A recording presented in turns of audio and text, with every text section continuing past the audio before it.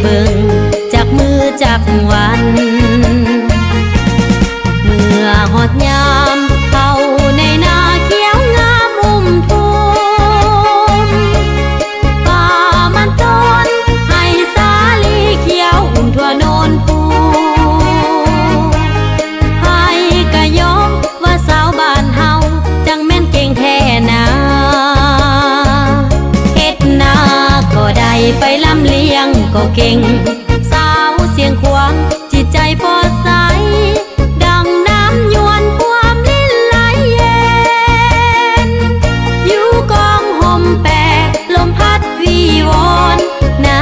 อ่อนซ้อนแม่สาวกองร้อนแห่งกองห้อย12 มิลลิแปดรวมฝึกแอบวิชาทหารเพื่อต้านทานหับจนอากาศเมลีกาโอ้สาวเสียงควงสาวบ้านเฮาสมชื่อเป็นหญิงหนุ่มลาวที่ละอาถรรพ์สมเป็นลูกหลานของประชาชนเหมือนนกแอ่นบินเจออยู่เมืองลาวหน้าฮักแท้แม่สาวเสียงควางหน้าสวยๆตาดำๆคอกลมคิงบางบ่าพายปืนยิ้มแย้มแจ่มใสร่วมก้าวไปตามเส้นทางโคตรปลอยประเทศไท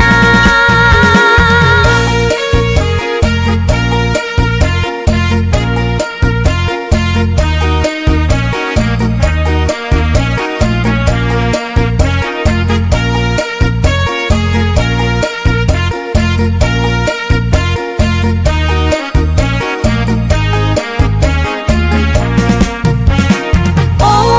สาวเสียงควงสาวบ้านเฮาสมชื่อเป็น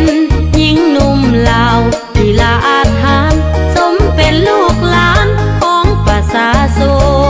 นเหมือนนกแอ่นบินเจออยู่เมืองลาวหน้าฮักแท้แม่สาวเสียงควางหน้าสวยๆตาดำๆคอกลมคิงบางบ่าพายปืนยิ้มแย้มแจ่มใสร่วมก้าวไปตามเส้นทางโคตรปลอยประเทศไท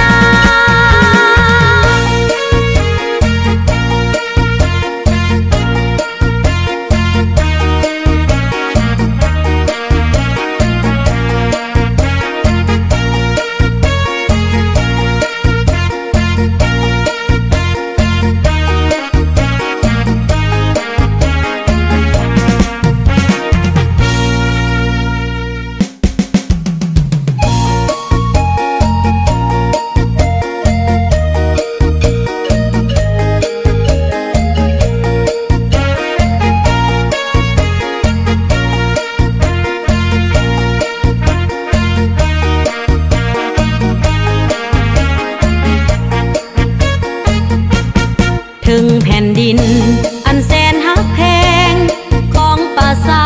ลาวผู้อาถรรพ์ยังมีสาวสวยงามเหลือเกินเชิญแม่เชิญอายทหารพนักงานทั่วหน้าเชิญมาแวะยามสาวเสียงควางมาแวะเบิ่งจากมือจากวันเมื่อหอดยามเข้าในนาเขียวงามทุ่มป่ามันต้นให้สาลีเขียวทั่วโนนปูให้กะยอมว่าสาวบ้านเฮาจังแม่นเก่งแท้นาเฮ็ดนาก็ได้ไปลำเลียงก็เก่งสาวเสียงควงจิตใจปอดใสดังน้ำยวนความลิ้นไหลเย็นอยู่กองห่มแปะลมพัดวีวอนหน้าอ่อนซ้อนแม่สาวกองร้อนแห่งกองห้อย12 มิลลิแปดรวมฝึกแอบวิชา